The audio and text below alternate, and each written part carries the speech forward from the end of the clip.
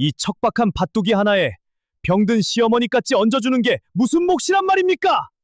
이 척박한 정순의 시수, 명심의 남편 서구가 문서를 내던지며 소리를 질렀습니다. 안방에는 이제 막 대상을 치른 시아버지의 위패가 놓여 있었고 재산을 나누는 자리였지요. 큰 며느리 명심 앞에는 기름진 논열 마지기 문서가 놓였고 막내 며느리 정순 앞에는 자갈밭서 마지기와 시어머니 봉양이라는 목만 놓였습니다. 방 안의 무거운 침묵 속에서 모두의 시선이 정순에게 쏠렸지요. 그런데 이 자갈밭서 마지기에는 아무도 알지 못하는 사연이 하나 묻혀 있었습니다. 구독과 좋아요는 더 좋은 이야기를 만드는 힘이 됩니다. 그럼 지금부터 이야기를 시작하겠습니다. 옛날 옛적 경상도 안동 땅 어느 골짜기 마을에 윤씨 성을 가진 양반 집안이 살았습니다. 집안의 가장인 윤서는 젊어서 벼슬은 못했으나 학식이 깊어 마을에서 존경받는 어른이었습니다. 젊은 시절에는 한양까지 유람하며 견문을 넓혔고 돌아와서는 서당을 여러 아이들을 가르치기도 했지요. 슬하에 아들 둘을 두었는데 큰아들은 서구요, 둘째 아들은 덕만이었습니다. 큰며느리 명심은 이웃 고을 넉넉한 집안에서 시집을 왔습니다. 인물도 곱고 말솜씨도 좋아 시어머니 해주댁의 눈에 쏙 들었지요. 혼례를 치르던 날 해주댁은 마을 사람들 앞에서 이렇게 자랑했습니다. 우리 큰며느리는 참으로 복덩이일세. 인물이며 집안이며 어디 하나 빠지는 데가 없지라는가. 마을 사람들도 저마다 고개를 끄덕이며 명심의 혼수를 칭찬했습니다. 비단 이불부터 녹그릇 세간까지 화려하기 그지없었지요. 반면 막내 며느리 정수는 사정이 달랐습니다. 친정이 가난하여 혼수도 변변치 못했고 시집 올 때 가져온 것이라고는 반쪽짜리 놀이개 하나뿐이었습니다. 어머니가 돌아가시며 남긴 유일한 유품이었지요. 저 어미 없는 것을 데려오다니 집안 체면이 뭐가 되겠느냐. 해주댁은 처음부터 정순을 탐탁지 않게 여겼습니다. 혼례 날부터 이 말을 들은 정순은 고개를 들 수 없었지요. 마을 안악들도 뒤에서 수군거렸습니다. 저 집 막내 며느리는 혼술할 것도 없다더라. 그러게 말일세. 큰 며느리에 비하면 초라하기 짝이 없지. 그래도 사람 됨됨이는 나쁘지 않아 보이던데. 두고 보면 알겠지. 사람이란 것이 겪어봐야 아는 법 아닌가. 정수는 그 말들을 다 들으면서도 아무 대꾸를 하지 않았습니다. 어머니를 여의고 홀로 자란 세월 동안 정수는 남의 말에 일일이 마음 쓰지 않는 법을 이미 배워둔 터였지요. 혼례를 치르던 날 정수는 낡은 가마를 타고 시댁 문턱을 넘었습니다. 가마꾼들의 발걸음도 어딘가 힘이 없어 보였고 가마 안에서 정수는 좁은 틈으로 새어드는 햇빛만 바라보며 앞날을 가늠해 보았습니다. 마을 아이들은 큰며느리 혼례 때 보았던 화려한 가마 행렬과 견주며 손가락질을 했지요. 저 가마는 어찌 저리 초라한고 신부 옷도 저리 낡았으니 이 집안 체면이 말이 아니겠구먼. 정수는 그 소리를 들으며 고개를 더욱 깊이 숙였습니다. 그런데 신방에 홀로 앉아있던 그날 밤 정수는 남몰래 어머니가 남긴 놀이개 반쪽을 꺼내 만지작거렸지요. 창호지 문 너머로 초겨울 바람 소리가 스산하게 들려왔습니다. 어머니, 소녀가 이 집에서 잘 살아낼 수 있을까요? 대답 없는 놀이개를 품에 안고 정수는 조용히 눈물을 훔쳤습니다. 그리고 이튿날 새벽 아무도 깨우지 않았는데 가장 먼저 일어나 부엌으로 향했지요. 시집 온 첫날부터 부엌일이며 밭일이며 굳은 일을 도맡았고 시어머니 앞에서는 늘 고개를 숙였지요. 닭이 울기도 전에 일어나 부뚜막에 불을 지피고 온 식구의 아침상을 차려내는 것이 정순의 하루 처질이었습니다. 이런 정순의 모습을 지켜본 마을 노인 하나가 이렇게 말한 적도 있었습니다. 저 색시는 참으로 부지런하기도 하지.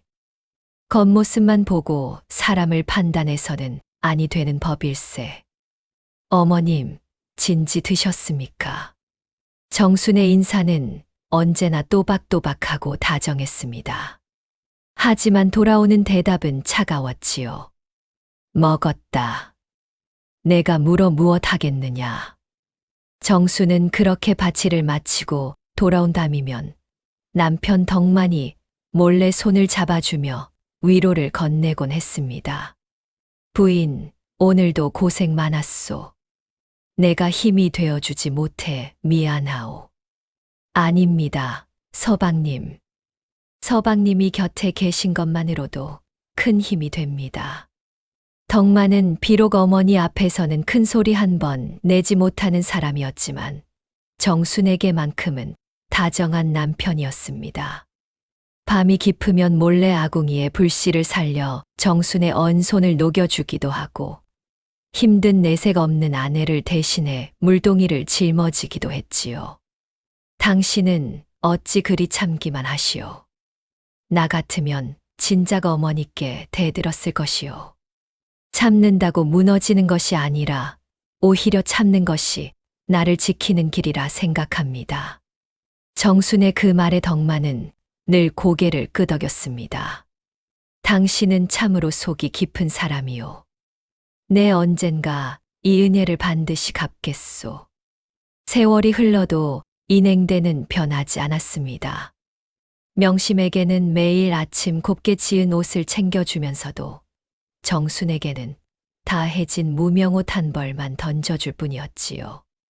시집 온 첫 해 정순은 사계절 내내 쉴 틈이 없었습니다. 봄이면 누에를 치고 못자리를 돌보았고 여름이면 뙤약볕 아래서 김을 메었지요. 손등이 새까맣게 타고 손바닥에는 굳은 살이 박였습니다. 가을이 되어 추수한 곡식을 곳간에 들일 때도 정순의 몫은 늘 가장 험한 일이었습니다. 막내 며느리는 곳간 정리를 맡거라. 무겁고 힘든 일이니 큰 며느리한테는 시키지 않겠다. 명심은 그 곁에서 곱게 앉아 곡식의 나달수만 세는 신용을 했습니다. 겨울이면 정수는 새벽마다 살얼음 낀 우물물을 길어와 온 집안 식구의 새순물을 챙겼지요. 손끝이 얼어 감각이 없어질 정도였습니다. 이런 날씨에 어찌 저리 부지런한고 나 같으면 진작 몸살이 났을 것을. 이웃 단학들도 혀를 내두를 정도였습니다. 하지만 정수는 그 어떤 계절에도 낯빛 한 번 찡그리지 않았지요. 동서는 참 딱하기도 하지.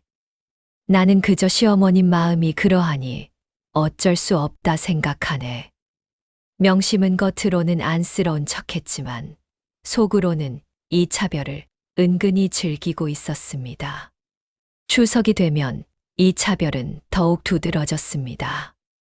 명심은 새 옷을 입고 친정 나들이를 다녀오는 반면 정수는 명절 음식 장만을 도맡아야 했지요. 막내 며느리는 부엌에나 있거라. 손님 앞에 나설 옷도 마땅찮은데 어딜 나서느냐. 해주되게 말해 정수는 그저 고개를 숙이고 전을 붙였습니다. 부뚜막 앞에서 홀로 눈물을 훔치는 날도 있었지만 이내 소매로 닦아내고 다시 손을 놀렸지요. 세상에 명절이란 것이 누구에게는 즐거움이요, 누구에게는 서러움이 되는구나. 그런데 그 서러움 속에서도 정수는 한 번도 웃음을 잃지 않았습니다. 이웃들이 지나가다 부엌 문틈으로 정순의 뒷모습을 보고는 혀를 차며 말하곤 했지요. 저 색시는 어찌 저리 참을성이 많은고. 사람이 아니라 부처가 아닌가 싶으이. 그런데 이 집안에는 겉으로 드러나지 않은 사정이 하나 있었습니다. 샵샵 2장. 일상과 갈등의 씨앗. 시아버지 윤서는 몇 해 전부터 해수병을 앓고 있었습니다. 기침이 심해지고 기력이 쇠하는 날이 잦아졌지요. 병이 깊어지면서 윤서는 조용히 집안 재산을 어찌 나눌지 고민하기 시작했습니다. 밤마다 문서를 펼쳐놓고 붓을 들었다 놓았다 하며 한숨을 쉬었지요. 이 재산을 어찌 나누어야 자식들이 화목하게 살 수 있을꼬. 그러던 중 윤서는 큰며느리 명심의 살림 씀씀이가 예사롭지 않다는 걸 눈치채고 있었습니다. 아버님, 이번에 친정에 다녀오는데 옷감이며 놀이개며 좀 마련해 주셔야겠습니다. 명심은 웃는 낯으로 말했지만 그 웃음 뒤에 샘이 빠르다는 걸 윤서는 알고 있었습니다. 명심은 친정 나들이 때마다 이런저런 핑계로 재물을 요구했고 시아버지는 매번 마지못해 내어주었지요. 한 번은 이런 일도 있었습니다. 아버님, 이웃 고을 사돈댁에서 큰 잔치가 있다 하니 가마꾼도 새로 드리고 옷도 새로 지어야겠습니다. 이번 달에 벌써 2번째 청이 아니냐. 체면이 걸린 일이니 어쩔 수 없지 않습니까? 윤서는 마지못해 재물을 내어주면서도 속으로 씁쓸함을 감추지 못했습니다. 반면 정수는 한 번도 무언가를 청한 적이 없었습니다. 저 아이는 어찌 저리 조용한고. 윤서는 종종 정순을 눈여겨보았습니다. 정수는 새벽마다 가장 먼저 일어나 마당을 쓸고 밤이면 가장 늦게 잠자리에 들었지요. 아무도 시키지 않아도 스스로 할 일을 찾아 하는 모습이었습니다. 그러던 어느 날 윤서는 정순을 마루로 불러 조용히 말했습니다. 정순아, 사람이 살다 보면 억울한 일을 당할 때가 많으니라. 그럴 때일수록 남을 원망하기보다 스스로를 돌아보고 묵묵히 제 할 도리를 다하는 것이 중요하니라. 명심하겠습니다, 아버님.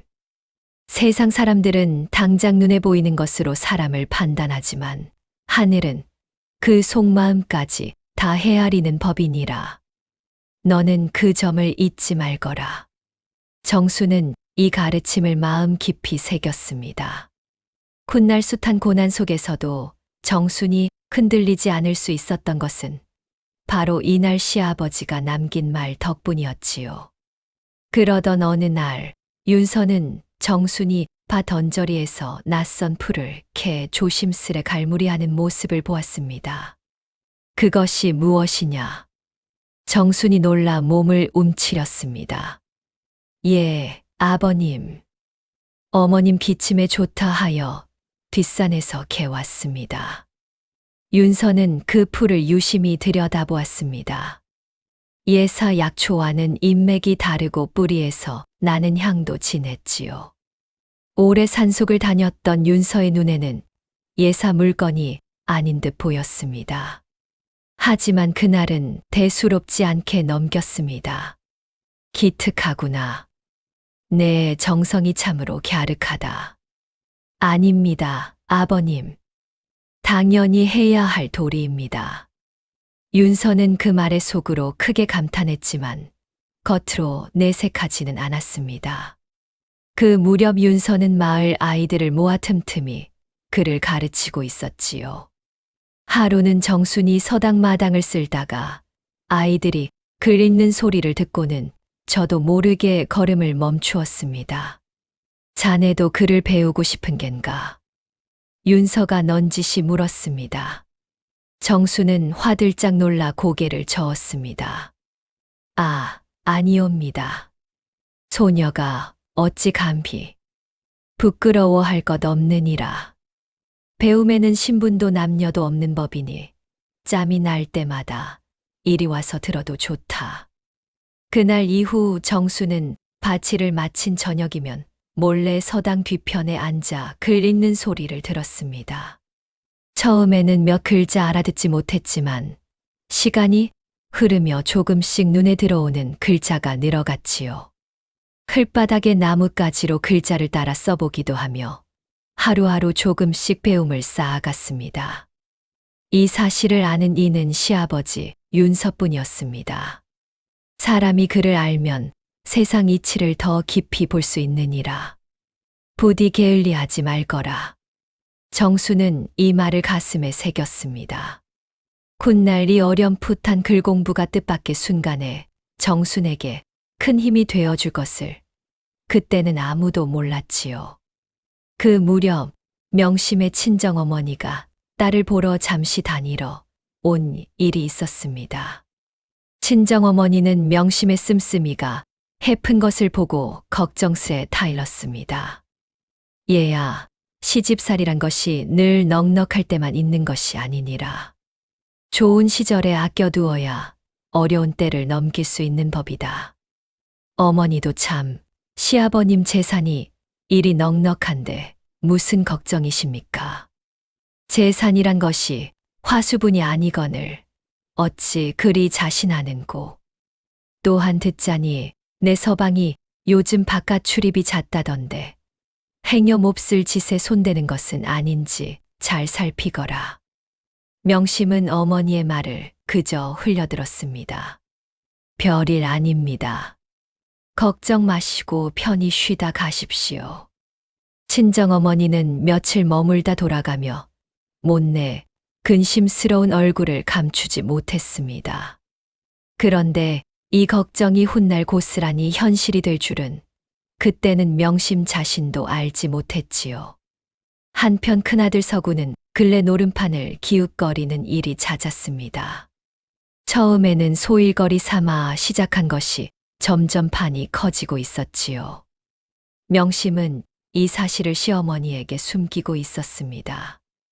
어머님, 서방님이 요즘 벗들과 어울려 늦게 들어오시는 건 다 마을 일 때문입니다. 해주댁은 이 말을 고지곳대로 믿었습니다. 정수는 이 사실을 알면서도 입 밖에 내지 않았지요. 어느 날 밤 정수는 우연히 서구가 노름비 때문에 근심하는 소리를 들은 적이 있었습니다. 이러다 논문서까지 잡히게 생겼으니 이를 어쩐단 말인가. 정수는 이 말을 듣고도 아무에게도 전하지 않았습니다. 남의 흠을 들추어 이야기를 만드는 것은 옳지 않다고 여겼기 때문이지요. 그런데 이 침묵이 훗날 정순에게 독이 되어 돌아올 줄은 아무도 몰랐습니다. 그러던 어느 봄날 정수는 저작거리에 나갔다가 곤추려 쓰러진거린 노파를 보았습니다. 아무도 거들떠보지 않는 사람이었지요. 할머니, 괜찮으십니까? 정수는 자신이 아껴 먹던 보리떡을 노파에게 건넸습니다. 노파는 떨리는 손으로 떡을 받으며 정순의 얼굴을 오래도록 들여다보았지요. 색시는 참으로 마음이 곱구려. 이 은혜 언젠가 하늘이 갚아줄 것이오. 정수는 그저 웃어 보이고는 총총히 집으로 돌아갔습니다. 이 일을 지켜본 이웃이 훗날 두고두고 이야기하게 될 줄은 그때는 아무도 몰랐지요. 같은 날 명심도 저작거리에 나와 있었습니다.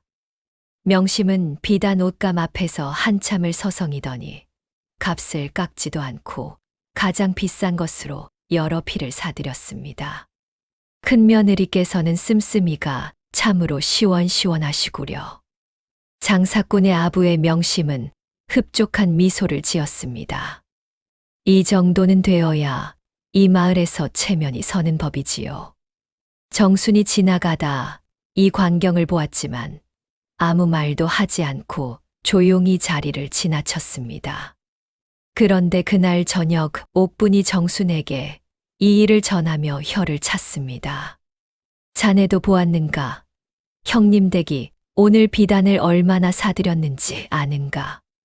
자네는 그 돈 반이반도 못 쓰는데 말일세. 사람마다 사는 방식이 다른 것이겠지. 나는 내 방식대로 살면 되네. 정수는 그렇게 말하며 다시 바느질감을 집어들었습니다. 명심이 화려한 옷감을 사들이는 동안 정수는 해진 옷을 깊고 또 기워 입었지요. 이 대비되는 두 며느리의 모습을 마을 사람들은 두고두고 입에 올렸습니다. 한편 큰 며느리 명심은 그 무렵 이웃 고을 무당을 찾아가 점을 보고 다녔습니다. 내가 언제쯤 이 집안의 진짜 안주인이 될 수 있겠소.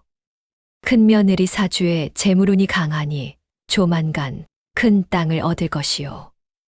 다만 막내 며느리를 조심해야 하오. 그 사주에 늦복이 크게 들었소이다.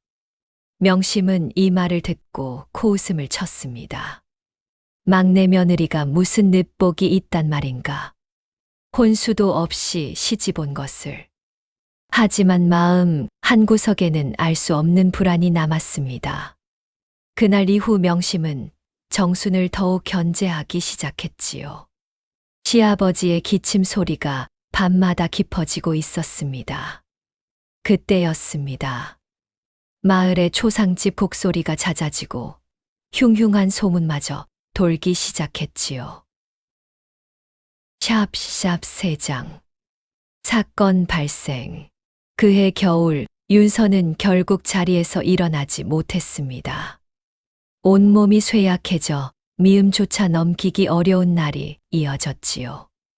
마른 기침이 밤새 그치지 않았고 뼈만 앙상하게 남은 손으로 겨우 이불깃을 붙잡을 뿐이었습니다. 집안 사람들은 모두 안방에 모여 걱정스러운 얼굴로 지켜보았습니다. 명심은 겉으로 눈물을 훔치며 효심 깊은 며느리 흉내를 냈지만 속으로는 벌써 재산 분배를 셈하고 있었지요. 숨을 거두기 며칠 전 윤서는 정순을 은밀히 불렀습니다. 정순아, 내게 기니 할 말이 있느니라. 예, 아버님. 말씀하십시오. 윤서는 힘겹게 몸을 일으켜 앉았습니다. 내가 캐 오던 그 풀 다시 한번 가져와 보아라. 정수는 영문을 모른 채 풀을 가져왔습니다. 윤서는 오래도록 그것을 들여다보더니 조용히 고개를 끄덕였습니다. 이것을 뒤뜰 자갈밭서 맞이기에 심어 정성껏 길러라. 다른 이에게는 절대 말하지 말고. 어찌 그런 당부를 하십니까? 때가 되면 알게 될 것이니라. 그리고 이것을 받아라. 윤서는 베개 밑에서 낡은 함 하나를 꺼내 정순에게 건넸습니다. 함 안에는 작은 놀이개 반쪽이 들어 있었습니다. 정순이 가져온 것과 짝이 맞는 반쪽이었지요. 아버님, 이것이 어찌 여기 있습니까? 정순의 목소리가 떨렸습니다. 내 어미와 나 사이에 얽힌 오랜 사연이 있느니라. 허나 지금은 말할 기력이 없구나. 이 함을 아무도 모르게 간직하고 자갈밭을 정성껏 돌보아라. 그것이 훗날 너를 지켜줄 것이니라. 아버님, 그 사연이 무엇인지 지금 말씀해 주시면 아니 되겠습니까? 윤서는 힘겹게 숨을 고르며 이야기를 이어갔습니다. 내게는 오래전 잃은 누이가 하나 있었느니라. 집안 어른들의 뜻을 거스르고 가난한 이와 정을 통했다 하여 쫓겨났었지. 그 뒤로 다시는 만나지 못했다.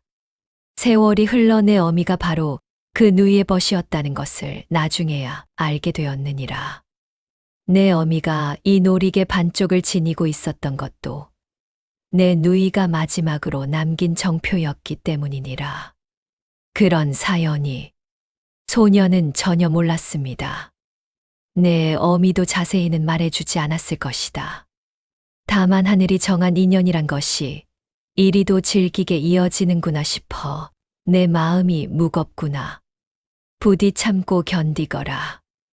내 정성은 결코 헛되지 않을 것이니라. 며칠 후 윤서는 조용히 눈을 감았습니다. 마을 사람들이 모두 모여 곡을 하고 장례는 사흘장으로 치러졌지요. 상여가 나가던 날 정수는 삼배옷을 입고 가장 앞줄에서 곡을 했습니다. 진심으로 슬퍼하는 정순의 모습을 보고 마을 노인 하나가 옆 사람에게 조용히 말했지요. 저 막내 며느리 우는 소리를 들어보게. 저것이 참으로 자식된 도리로 우는 소리일세. 그러게 말일세. 큰 며느리는 눈물도 마른 듯 보이는구먼. 과연 명심은 곡을 하면서도 틈틈이 조문 온 손님들의 옷차림과 예물을 곁눈질하기 바빴습니다. 조문객이 놓고 가는 부의금과 옷감을 몰래 셈해보기도 했지요. 상을 치르는 사흘 내내 정수는 부엌을 지키며 조문객을 대접하고 밤에는 빈소를 지켰지요. 반면 명심은 몸이 힘들다는 핑계로 일찍 방으로 들어가곤 했습니다. 장례가 끝나고 집안에는 재산을 나누는 일이 남았습니다. 온 집안 사람들이 사랑방에 모였지요. 해주댁은 예상대로 큰 며느리 명심에게 기름진 논 10마지기를 내주었습니다. 사실 해주댁의 마음속에도 나름의 계산이 있었습니다. 큰 며느리 집안이 넉넉하니 훗날 사돈댁의 도움을 받을 수 있으리라는 속셈과 큰아들 내외에게 힘을 실어주어야 집안의 위계가 바로 선다는 낡은 생각이었지요. 정순에 대해서는 그저 가진 것 없이 시집온 아이니 이 정도도 감지덕지해야 한다는 편견이 자리하고 있었습니다. 큰 며느리는 이 논 10마지기를 가지거라. 우리 집안 살림의 근본이 될 것이니라. 감사합니다, 어머님. 명심의 얼굴에 화색이 돌았습니다. 이어 해주댁은 정순 쪽으로 시선을 돌렸습니다. 막내 며느리는 뒤뜰 자갈밭서 마지기를 가지고 대신 나를 모시도록 하여라. 어머님, 이 밭은 돌투성이라 곡식이 될 리가 없습니다. 정순이 조심스레 말했지만 해주댁의 눈초리는 매서웠습니다. 내가 정성이 부족한 게지 밭탓을 하는 게냐. 옆에서 듣고 있던 덕만이 용기를 내어 입을 열었습니다. 어머님, 그래도 이건 너무 한쪽으로 치우친 것이 아닙니까?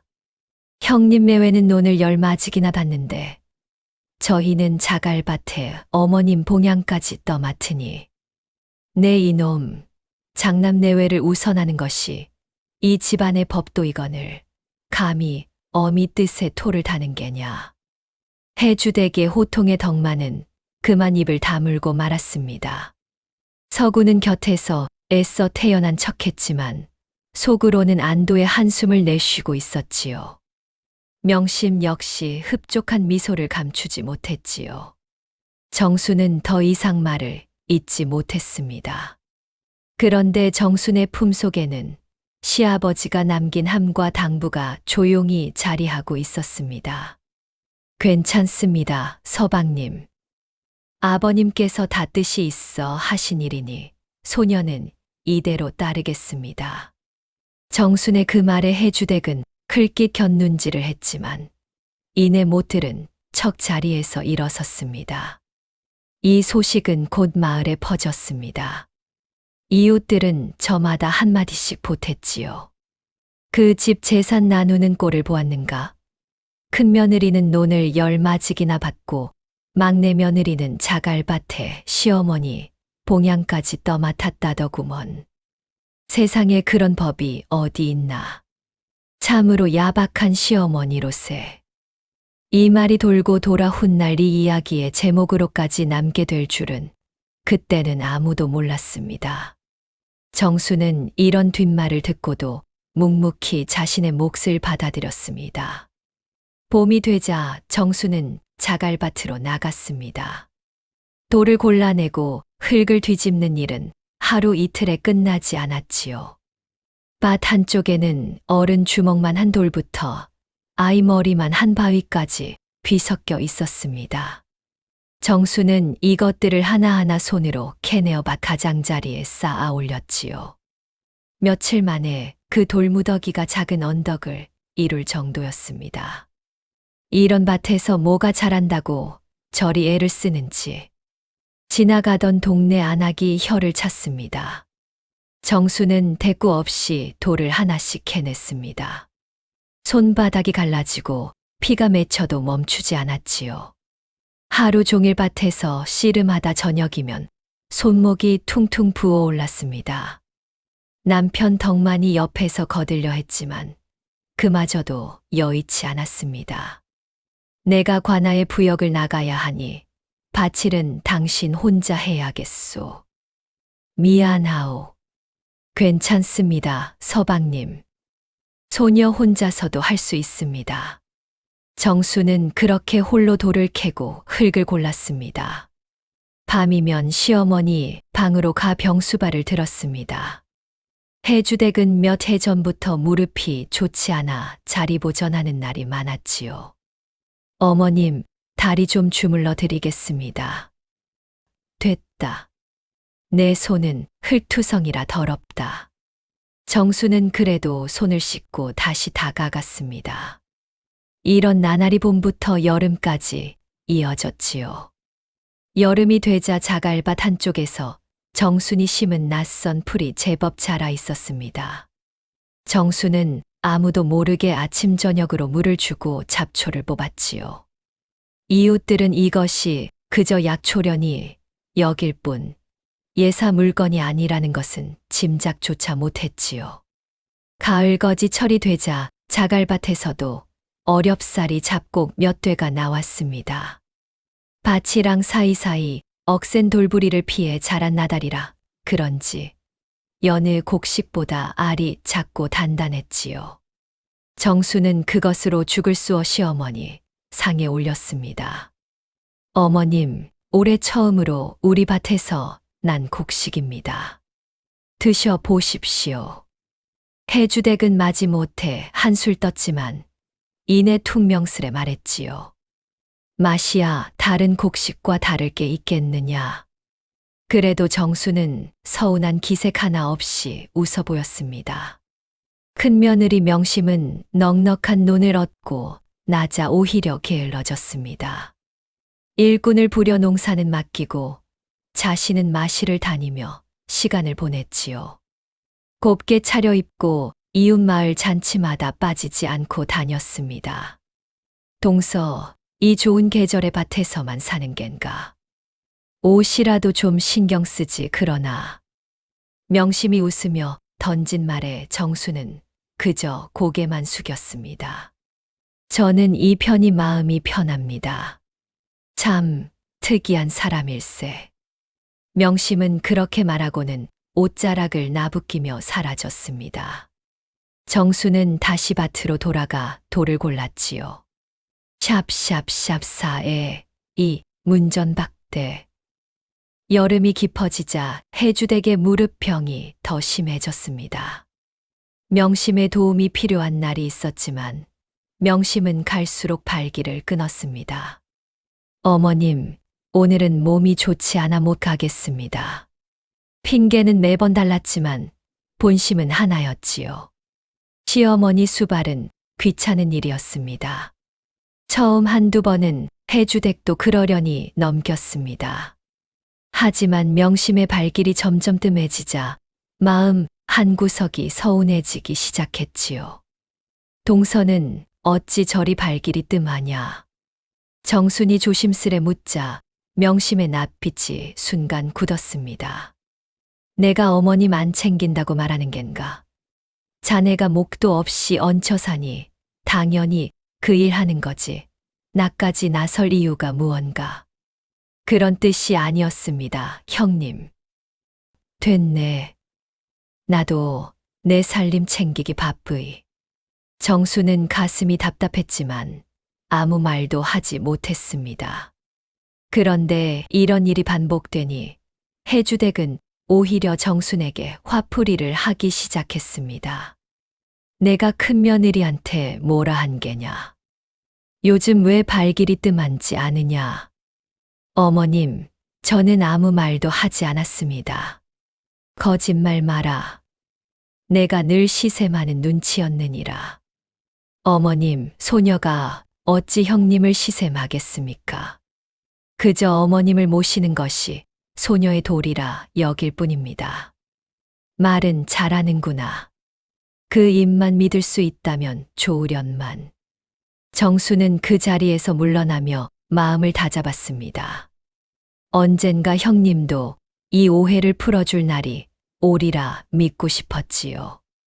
하지만 명심은 오히려 이 상황을 즐기는 듯 보였습니다.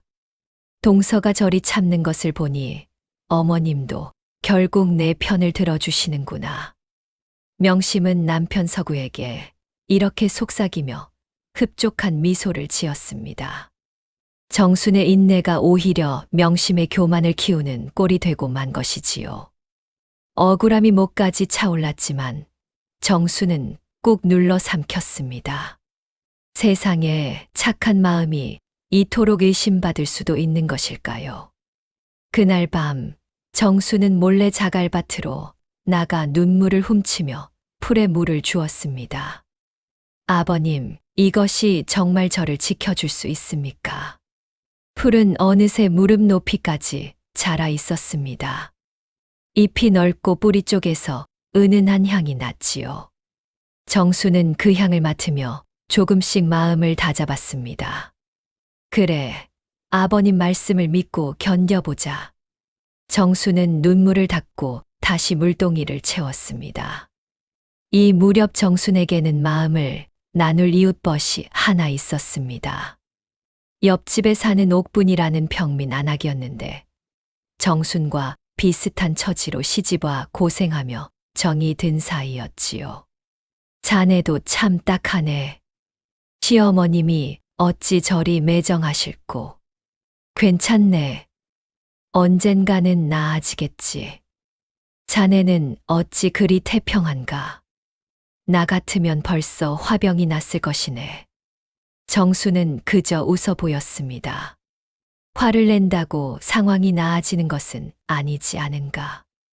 나는 그저 내가 할 도리를 다할 뿐이네. 옥부는 그런 정순을 보며 늘 안쓰러워했지만 동시에 그 꿋꿋함에 감탄하기도 했습니다. 자네 같은 사람은 언젠가 반드시 복을 받을 것이네. 내가 장담하지. 정수는 그 말에 그저 웃음으로 답했지만 마음 한구석이 잠시나마 따뜻해졌습니다. 샵샵샵4의 3. 흉흉한 소문. 가을이 되자 이상한 소문이 돌기 시작했습니다. 정순이 뒤뜰에 몰래 무언가를 기르는데 그것이 심상치 않은 물건이라는 것이었습니다.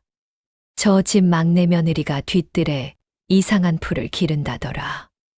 혹시 사람 홀리는 요물풀 아닌가 몰라. 그러게 말일세. 시아버지 돌아가시고 나서부터 저런다니 뭔가 수상하지 않은가. 내 듣기로는 밤마다 몰래 그 풀에 정성을 들인다고 하더구먼. 아무래도 심상치 않은 일일세. 소문은 삽시간에 마을을 돌았습니다. 우물가에서 방앗간에서 저작거리에서 사람들의 입방아에 오르내렸지요. 결국 이 이야기가 관아의 귀에까지 들어갔습니다. 윤간의 며느리가 요사스러운 풀을 기른다는데 사실인지 살펴보아라. 포졸 둘이 집으로 들이닥쳤습니다. 해주댁은 그제야 정순의 뒤뜰을 알게 되었지요. 이것이 무슨 짓이냐? 시아버님 상중에 요사스러운 짓을 벌였단 말이냐? 어머님, 이것은 아버님께서 직접 심으라 이르신 것입니다. 거짓말도 유분수지 죽은 사람을 팔아 무엇을 감추려는 게냐. 해주댁의 목소리가 온 집안에 쩌렁쩌렁 울렸습니다. 포졸이 밭으로 다가가 풀을 살펴보았습니다. 한참을 들여다보던 포졸의 낯빛이 묘하게 바뀌었지요.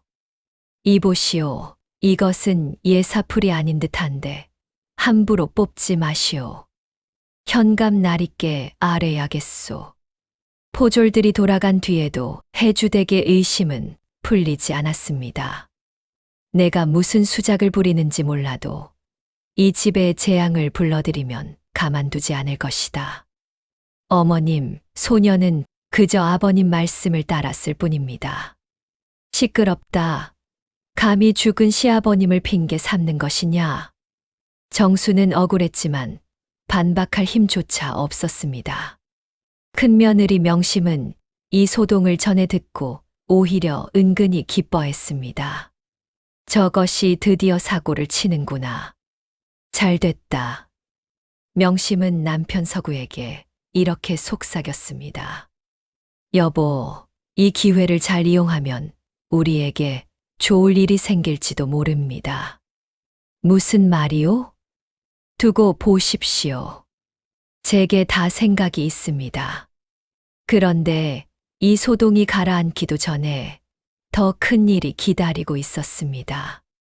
샵샵샵4에 35점 딸아이 10병.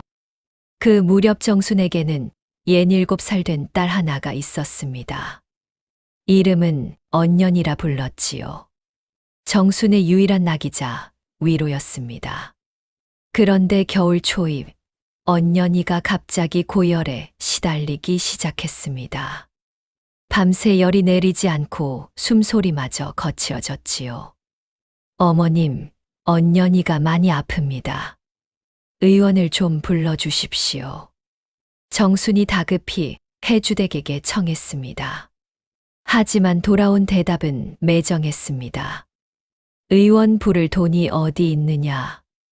아이들은 다 그렇게 앓으며 크는 법이니라. 정수는 그 밤 홀로 딸아이를 품에 안고 뜬 눈으로 지새웠습니다. 이마에 젖은 수건을 얹고 등을 쓸어내리며 기도하듯 되뇌었지요.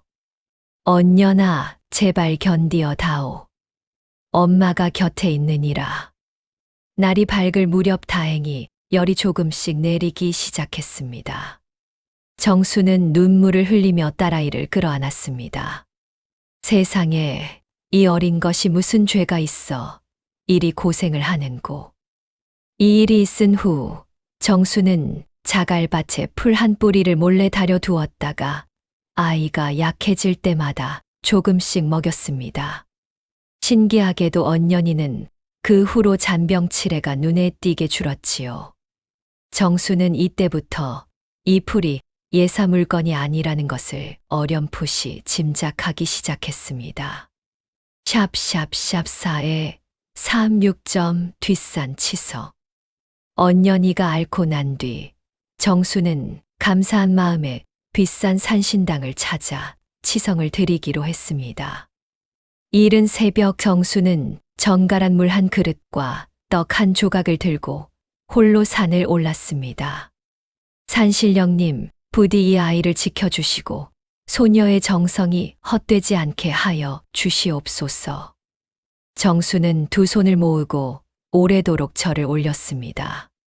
산바람이 스산하게 불어왔지만 정순의 마음은 오히려 평온해졌지요. 내려오는 길에 정수는 나무꾼 하나를 만났습니다. 나무꾼은 정순의 손에 들린 빈 그릇을 보고 물었습니다.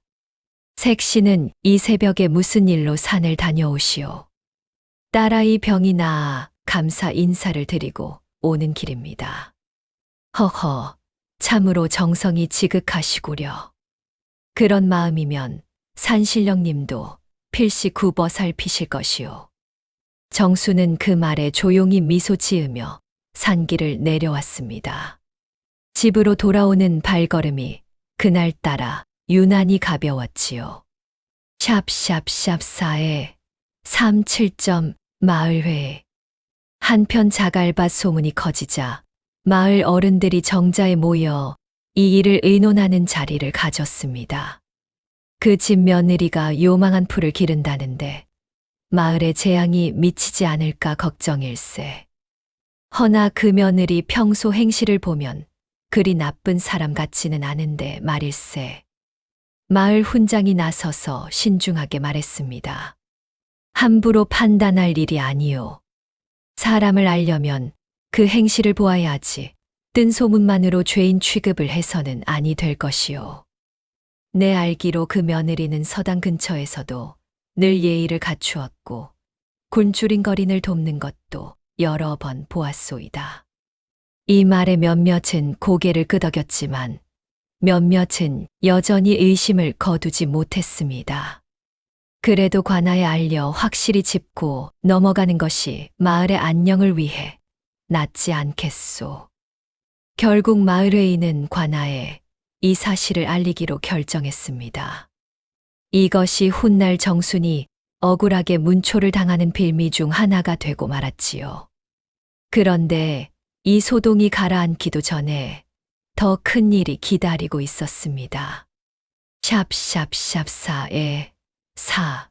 노름빚과 궁지. 그 무렵 서구의 노름빚은 감당하기 어려운 지경에 이르러 있었습니다. 노름판 우두머리가 집까지 찾아와 빚 독촉을 하기 시작했지요. 서구 양반, 약속한 날짜가 지났소. 이제 더는 못 기다리오. 노름판 우두머리의 눈빛이 매섭게 번뜩였습니다. 곁에 선 사내들도 팔짱을 낀 채 위협적인 눈초리를 보냈지요. 조금만 더 시간을 주시오. 곧 마련하겠소. 서구는 진땀을 흘리며 사정했습니다. 명심은 이 사실을 알고 크게 놀랐지요. 여보, 대체 얼마를 잃었단 말입니까? 논 열마지기 값은 될 듯하오. 명심의 얼굴이 새하얗게 질렸습니다. 애써 얻은 논을 빚쟁이에게 빼앗길 위기에 처한 것이지요. 이대로는 안 됩니다. 무슨 수를 써서라도 논을 지켜야 합니다. 명심은 밤새 궁리한 끝에 시아버지가 생전에 정순에게 논 몇 마지기를 더 얹어주겠다 약속했었다는 거짓 이야기를 지어내기로 했습니다. 그리고 관아 아전과 짜고 정순 명의로 된 문서 한 장을 몰래 조작하려 했습니다. 정순에게 죄를 뒤집어 씌워 자갈밭마저 빼앗고 동시에 자신들의 빚 문제도 정순 탓으로 돌리려는 속셈이었지요. 하지만 문서를 조작하기에 앞서 명심은 우선 자갈밭에 그 귀한 풀부터 손에 넣을 궁리를 하기 시작했습니다. 샵샵샵4에 5. 마을 잔치의 수모. 그 무렵 마을에서는 이웃 양반집 회갑 잔치가 크게 열렸습니다. 온 마을 사람들이 모여 음식을 나누고 흥을 돋우는 자리였지요. 명심은 이 잔치에 가장 화려한 옷을 차려입고 나타났습니다. 겉으로는 태연했지만 속으로는 빚 걱정에 잠도 제대로 이루지 못하던 참이었지요. 큰 며느리는 참으로 팔자가 좋아 보이는구먼. 이웃 안악의 말에 명심은 애써 웃음을 지어 보였습니다. 잔치 음식이 차려진 마당 한편에서는 마을 여인들이 삼삼오오 모여 이런저런 이야기를 나누고 있었습니다. 그나저나 요즘 자갈밭에서 나는 곡식이 예사롭지 않다던데 들으셨소? 그러게 말이오. 그 며느리 정성이 하늘도 감동시킬 정도라 하니 필시 좋은 일이 생길 것 같소. 명심은 자신의 화려한 옷차림에도 불구하고 사람들의 관심이 정순에게 쏠리는 것을 느끼며 속이 뒤틀렸습니다. 그런데 잔치상 한편에서 우연히 자갈밭 산삼 소문을 들은 손님들이 정순의 이야기를 하기 시작했지요. 그 집 막내 며느리가 아버님 유언으로 귀한 약초를 기른다더구먼. 그러게 겉보기와 달리 속이 깊은 사람인가 보. 명심은 이 말을 듣고 속에서 화가 치밀어 올랐습니다. 그날 저녁 명심은 정순을 따로 불러 날카롭게 쏘아붙였습니다. 자네, 사람들 앞에서 아주 대단한 며느리 행세를 하는구먼. 시아버님 유언이니 뭐니 하는 이야기 어디까지가 진짜인가. 형님, 소녀는 그저 시키신 대로 밭을 돌보았을 뿐입니다. 사람들 앞에서 무어라 말한 적은 없습니다. 두고 보세. 세상 일이 그리 만만하지 않다는 걸 곧 알게 될 것이네. 그런데 그날 저녁 뜻밖의 일이 있었습니다. 잔치상을 정리하던 중 명심이 실수로 이웃집 귀한 병풍을 넘어뜨려 망가뜨리고 만 것입니다. 이웃 양반은 크게 화를 내며 변상을 요구했지요. 이 값비싼 병풍을 어찌 물어내려 하시오. 명심이 쩔쩔매고 있을 때 정순이 조용히 나서서 대신 사과했습니다. 어르신, 형님이 몸이 편치 않아 손이 미끄러진 듯합니다. 소녀가 대신 변상하는 것으로 마무리해 주시면 아니 되겠습니까? 정수는 그동안 밭에서 번 얼마 안 되는 돈을 선뜻 내어 병풍값을 물어주었습니다. 명심은 그 모습을 보며 오히려 부끄러움과 앙심이 뒤섞인 묘한 얼굴이 되었지요. 자네가 왜 나서서 이런 일을? 고맙다는 말은 하지 않겠네. 형님, 우리는 한 집안 식구가 아닙니까? 이 정도는 당연한 일입니다. 정수는 그저 담담히 답했습니다. 이웃 양반도 정순의 선뜻한 태도에 감탄하며 몇 번이고 고개를 끄덕였습니다. 거참 색시 인품이 남다르구려.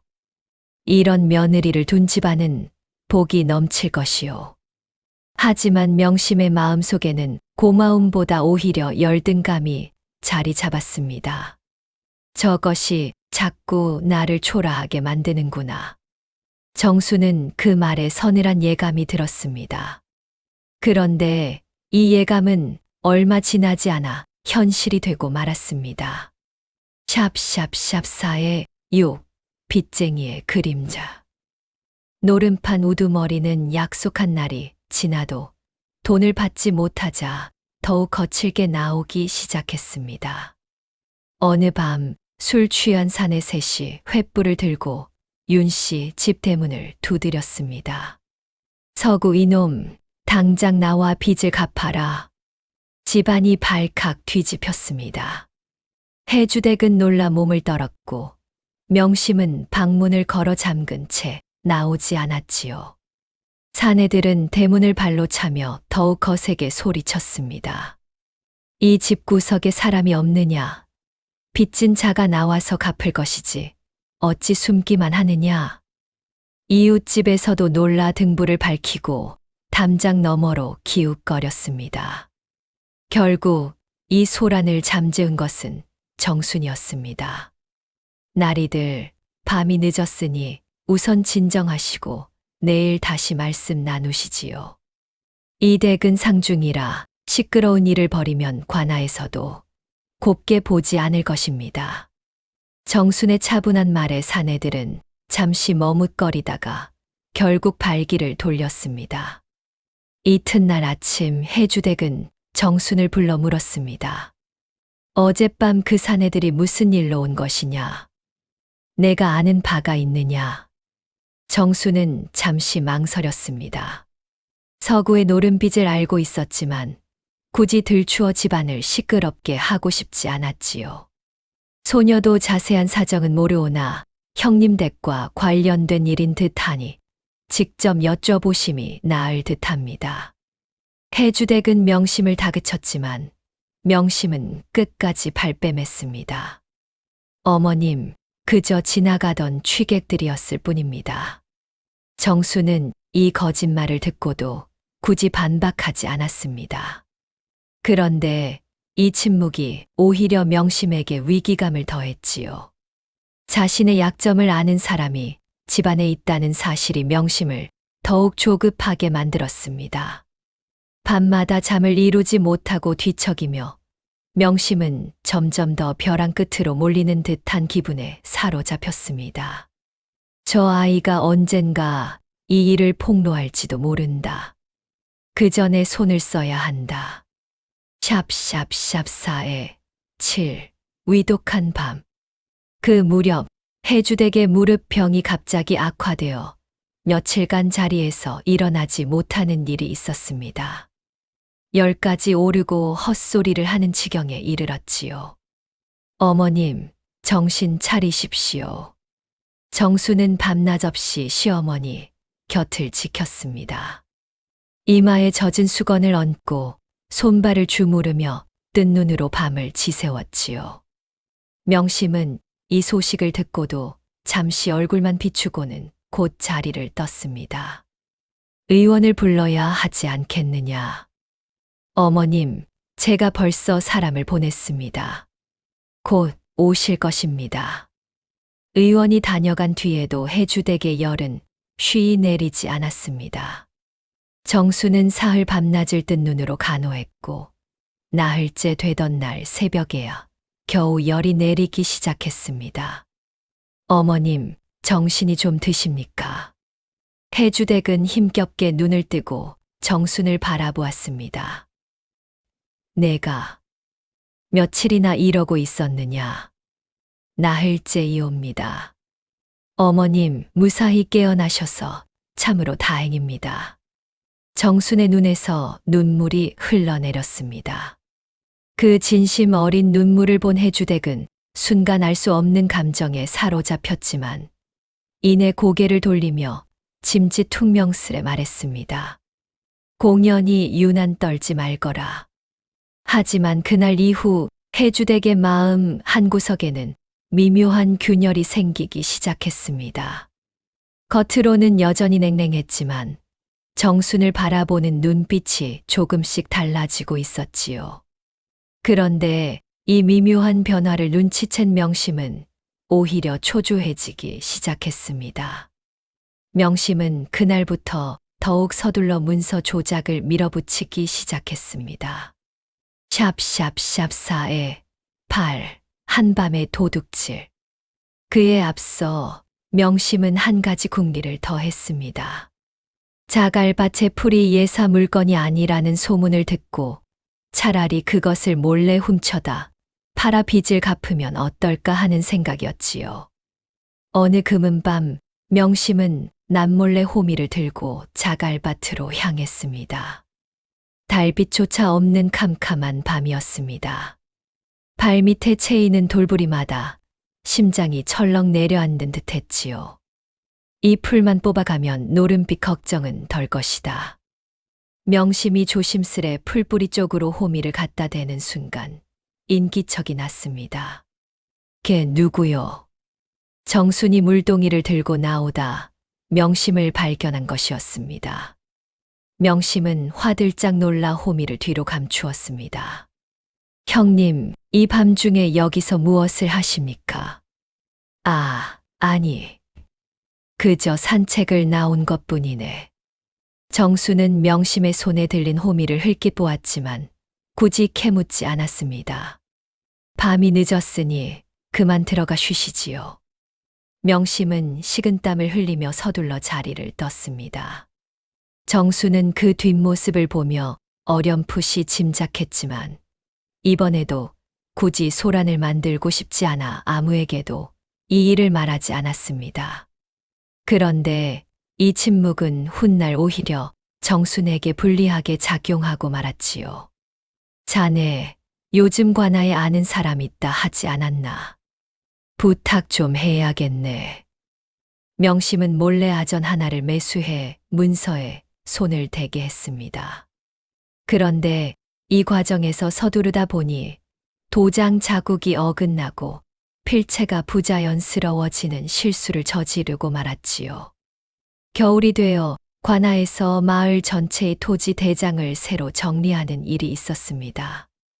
이 과정에서 문서의 이상함이 발견되었습니다. 이것이 어찌 된 일이오? 현감이 명심의 남편 서구를 불러 물었습니다. 서구는 진땀을 흘리며 얼버무렸지요.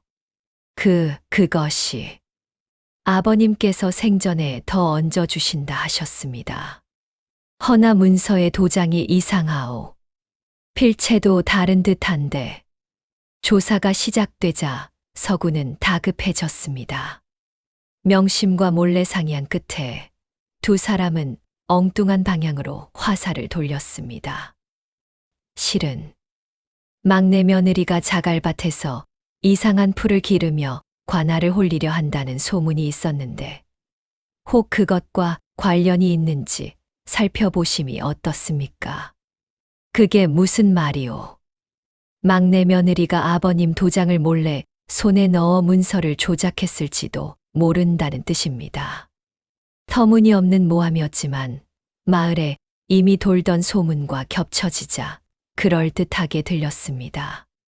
현감은 잠시 미간을 좁히며 이 말의 진위를 가늠해 보았습니다. 소문이라는 것이 늘 그렇듯 한 번 자리를 잡으면 사실 여부와 상관없이 사람들의 판단을 흐리는 법이었지요. 현감은 정순을 불러 문초하기 시작했습니다. 관아 마당에는 이 소식을 듣고 몰려든 마을 사람들로 가득했습니다. 저 착한 며느리가 어찌 저런 자리에 서게 되었는지 참으로 세상 일이 알 수 없구먼. 누구 말이 옳은지 지켜보세. 내가 시아버지의 도장을 손에 넣어 문서를 조작하였느냐. 나리, 소녀는 그런 일을 한 적이 없습니다. 허나 내가 뒤뜰에 요사스러운 풀을 기른다는 소문이 이미 바다하다. 무언가 숨기는 것이 있는 게 아니냐. 정수는 가슴이 무너지는 듯 했지요. 아무리 결백을 말해도 믿어주는 이가 없었습니다. 현감은 이웃 사람들을 불러 증언을 듣기로 했습니다. 먼저 소문을 처음 퍼뜨린 안악이 불려 나왔지요.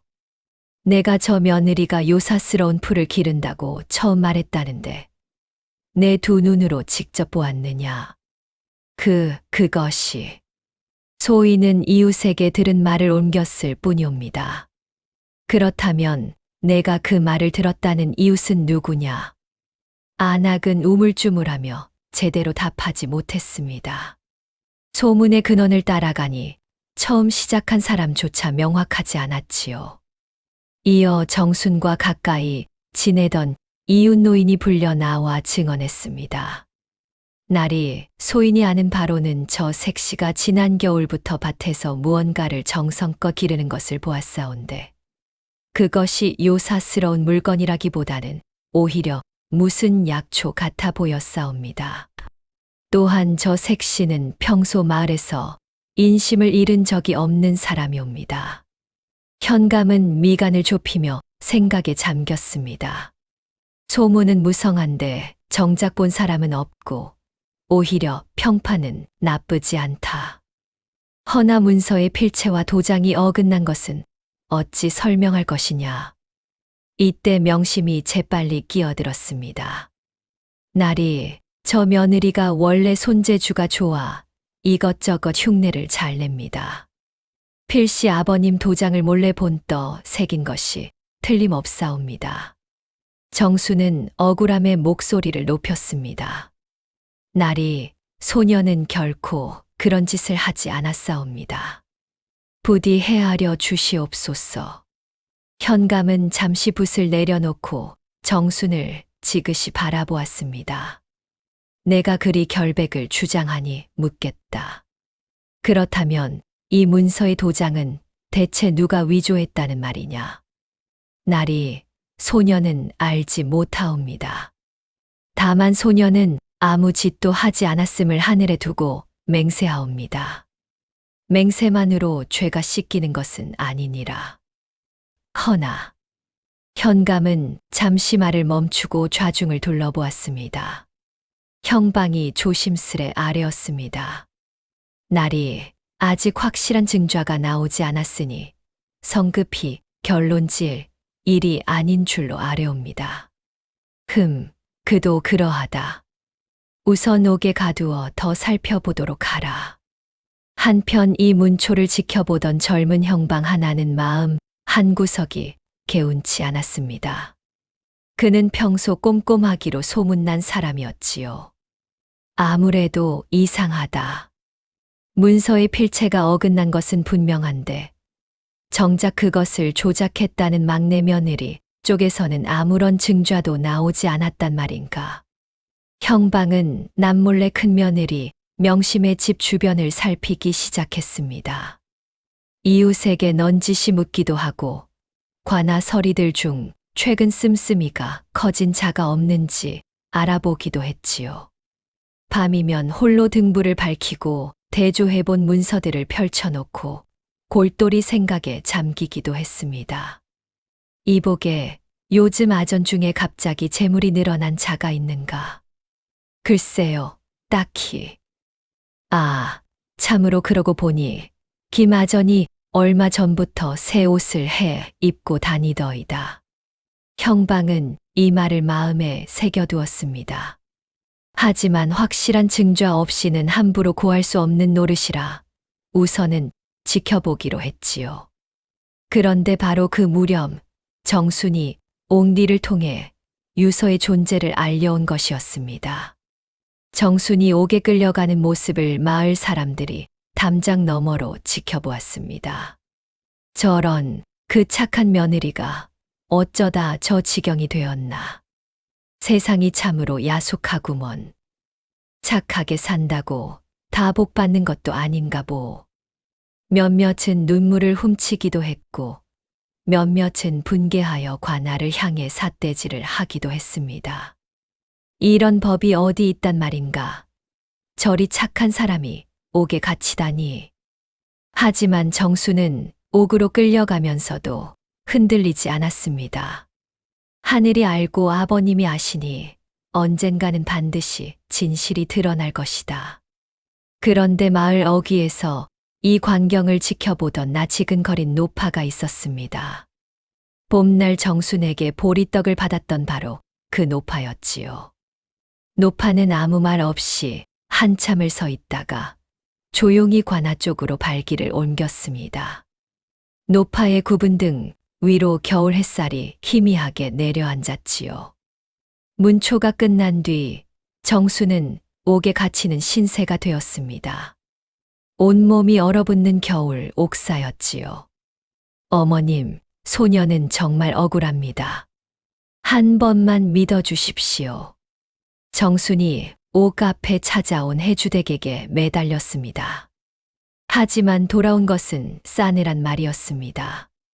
내가 무슨 짓을 했는지 내 어찌 알겠느냐. 큰 며느리가 그리 말하는데 근거 없이 그러겠느냐. 어머님, 이 집안 망신은 이걸로 족하다. 죄가 밝혀지면 내쫓을 것이니 그리 알아라. 정순의 남편 덕만도 아무 말을 하지 못했습니다. 어머니 앞에서는 늘 그랬듯 고개만 숙일 뿐이었지요. 하지만 방을 나온 덕만은 그 길로 몰래 서당 훈장을 찾아갔습니다. 훈장님, 제 아내가 억울한 누명을 쓰고 옥에 갇혔습니다. 어찌하면 좋겠습니까? 훈장은 잠시 생각하더니 무겁게 입을 열었습니다. 자네 아내가 평소 행실이 어떠했는지는 마을 사람이 다 아는 바이니 근거 없이 죄를 씌울 수는 없을 것이네. 다만 확실한 증좌가 없으면 관아에서도 함부로 풀어주지 못할 것이야. 자네 아버님께서 생전에 무언가 남기신 것은 없는가? 사람이 죽기 전에는 흔히 뒤시를 대비하는 법이거늘. 덕만은 그 말을 듣고 문득 정순이 지니고 다니던 낡은함이 떠올랐습니다. 하지만 그것이 무엇인지는 그도 알지 못했지요. 제 처가 늘 지니고 다니는 함이 하나 있습니다만 그 안에 무엇이 들었는지는 저도 모릅니다. 그렇다면 서둘러 알아보게. 답은 의외로 가까운 곳에 있을지도 모르네. 덕만은 이 말을 가슴에 새기고 집으로 돌아왔습니다. 하지만 정순은 이미 옥에 갇힌 뒤였고 함은 정순이 몸에 지닌 채였지요. 덕만은 그저 애가 탈 뿐이었습니다. 여보, 당신은 내 말을 믿습니까? 믿소. 허나 어머니 뜻을 어찌 거스르겠소. 덕만은 그렇게 말하면서도 속으로는 자책감에 시달렸습니다. 아내를 지켜주지 못하는 자신이 한없이 초라하게 느껴졌지요. 정수는 그 말에 더 큰 절망을 느꼈습니다. 세상에 믿는다면서도 아무것도 하지 않는 남편의 모습이 야속했지요. 그날 저녁 뜻밖에도 명심이 몰래 옥사를 찾아왔습니다. 아무도 모르게 얼굴을 가리고 온 것이었지요. 동서, 내 자네에게 한 가지 제안을 하려 하네. 이대로 조용히 죄를 인정하고 마을을 떠나준다면 내 은자 얼마간을 마련해 주겠네. 정수는 기가 막혔습니다. 형님, 소녀더러 짓지도 않은 죄를 인정하란 말씀이십니까? 어차피 자네는 별 볼 일 없는 처지가 아닌가. 이대로 버티어 보았자 좋을 것이 없네. 차라리 이 편이 서로에게 낫지 않겠나. 형님, 소녀는 결백합니다.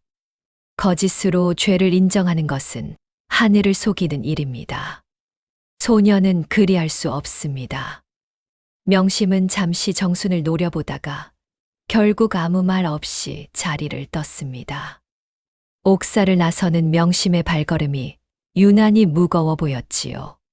정수는 그 뒷모습을 보며 오히려 확신이 들었습니다. 저리도 다급해하는 것을 보니 형님 쪽에 무언가 캥기는 것이 있는 게 분명하다. 그날 밤 정수는 옥사 한 구석에서 홀로 눈물을 삼켰습니다. 차디찬 벽의 등을 기대니 온몸이 떨려왔지요. 한편 어린 언년이는 어머니가 옥에 갇혔다는 소식을 듣고 밤새 울다가 이튿날 새벽 몰래 관아로 향했습니다.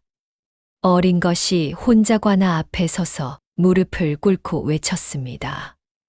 나리, 소녀의 어머니는 결코 나쁜 짓을 할 사람이 아니옵니다. 부디 살펴봐 주시옵소서. 지나가던 관원이 이 어린아이를 보고 딱하게 여겨 물었습니다.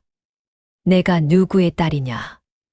막내 며느리 정순의 딸, 언년이라 하옵니다. 이 광경을 본 마을 사람들도 하나둘 모여들어 수군거렸습니다. 저 어린 것이 저리 애타게 어미를 찾다니 참으로 안쓰럽구먼. 그 며느리가 얼마나 자식을 잘 키웠으면 저리 당차게 나설고. 이 소문은 삽시간에 관아 안팎으로 퍼졌고 현감의 귀에도 들어갔습니다. 현감은 내심 마음이 흔들렸지만 그렇다고 증죄 없이 함부로 죄인을 풀어줄 수는 없는 노릇이었지요. 어린아이의 효심이 갸륵하다마는 사사로운 정에 이끌려 판결을 내릴 수는 없느니라. 증죄가 나오면 마땅히 풀어주겠노라.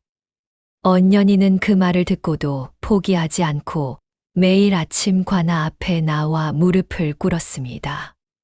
이 모습은 마을 사람들의 마음을 크게 움직였지요.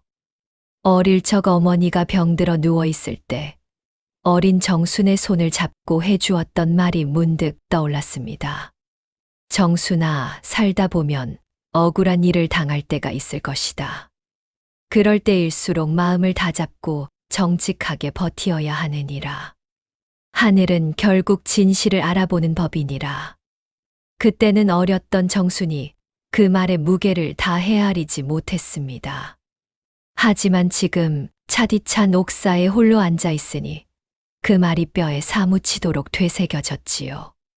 어머니, 소녀가 지금 그 말씀대로 버티고 있습니다. 부디 지켜봐 주십시오. 아버님, 어찌하여 소녀에게 이런 짐을 지우셨습니까? 아버님께서 주신 놀이개도 밭도 이제 다 소용없게 되었습니다. 품속에 지니고 있던 함을 꺼내 만져보았습니다. 그런데 그때 함 밑바닥에서 종이 한 장이 만져졌습니다.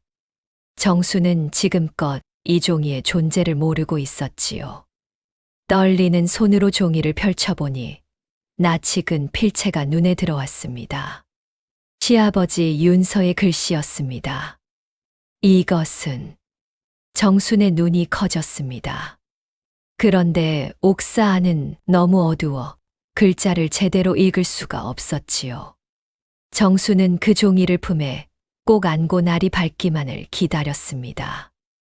밤은 유난히 길고 더디게 흘렀지요.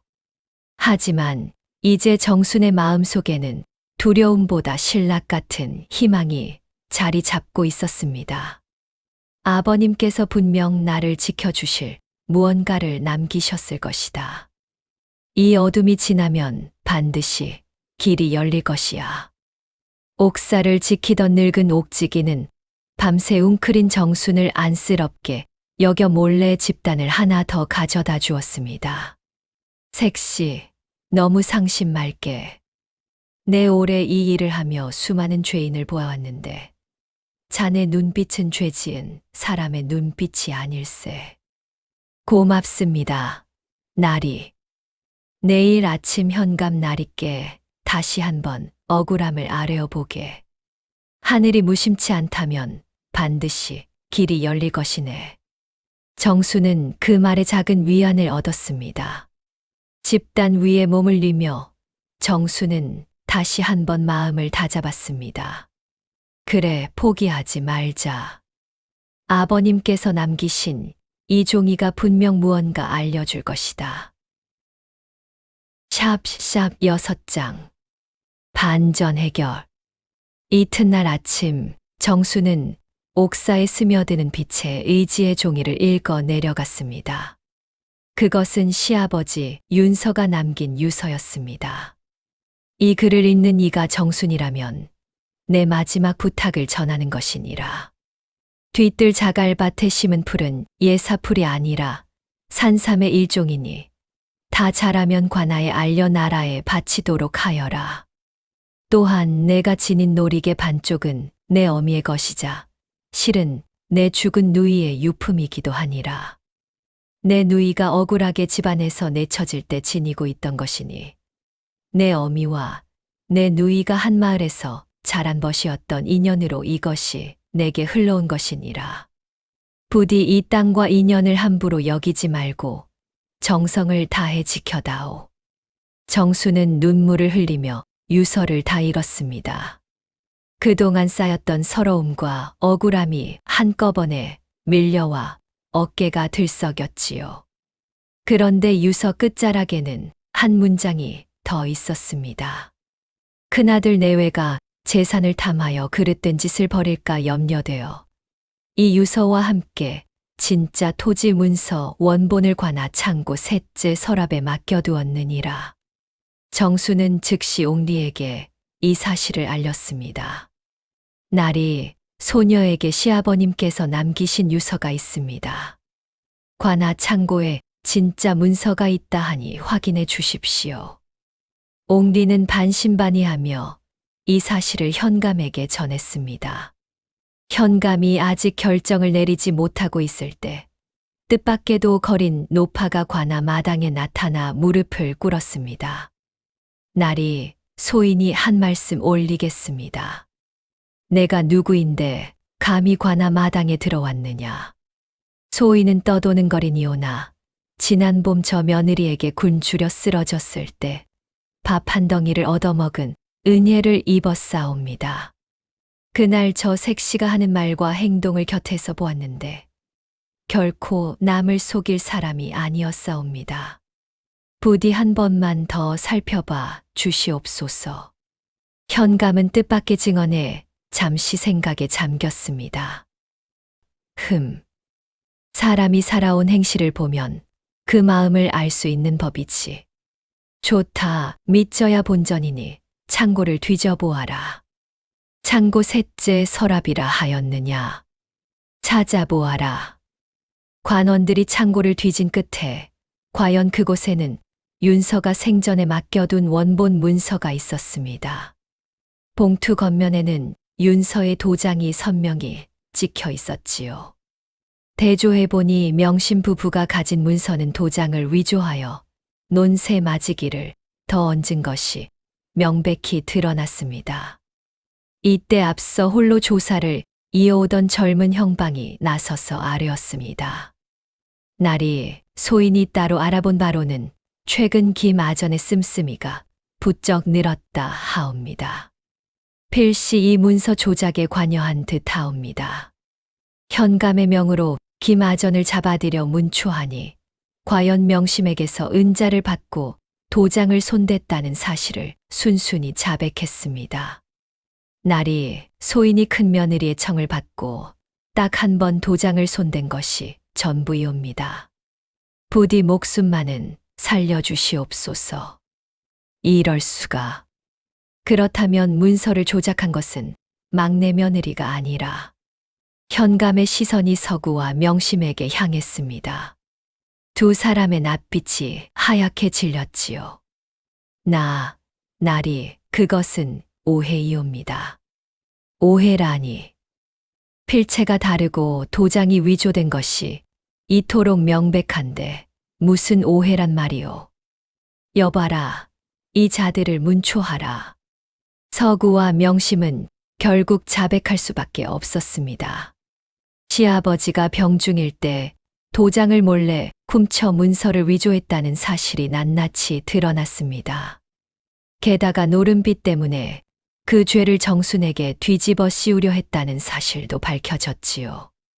심지어 옥에 갇힌 정순을 몰래 찾아가 거짓 자백을 회유하려 했다는 사실까지 드러나자 현감의 노여움은 더욱 커졌습니다.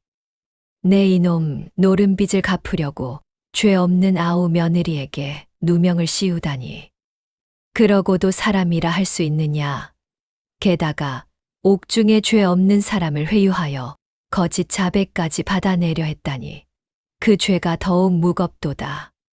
현감의 호통에 서구는 고개를 들지 못했습니다. 현감은 관아 마당의 마을 사람들을 불러 모아 판결을 공표했습니다. 윤간의 큰아들 서구와 그 처 명심은 시아버지의 도장을 위조하고 아우의 처에게 거짓 죄를 뒤집어 씌운 죄가 명백하다. 이에 그 재산을 몰수하고 마을에서 내쫓노라. 반면 막내 며느리 정수는 모든 누명을 벗었으며 그 효심과 정성이 참으로 가상하니 관아에서 따로 포상하겠노라. 현감의 목소리가 관아 마당에 쩌렁쩌렁 울려 퍼졌습니다. 겨울 찬바람도 이 순간만큼은 잠시 잦아든 듯 했지요. 마당에 모인 사람들 사이에서 탄성이 터져 나왔습니다. 역시 그럴 줄 알았소. 하늘이 무심치 않구먼. 저 착한 며느리가 드디어 누명을 벗었구려. 정수는 그 자리에서 눈물을 쏟았습니다. 옥에서 나온 뒤 처음으로 흘리는 기쁨의 눈물이었지요. 겨울 찬바람마저 그 순간만큼은 따스하게 느껴졌습니다.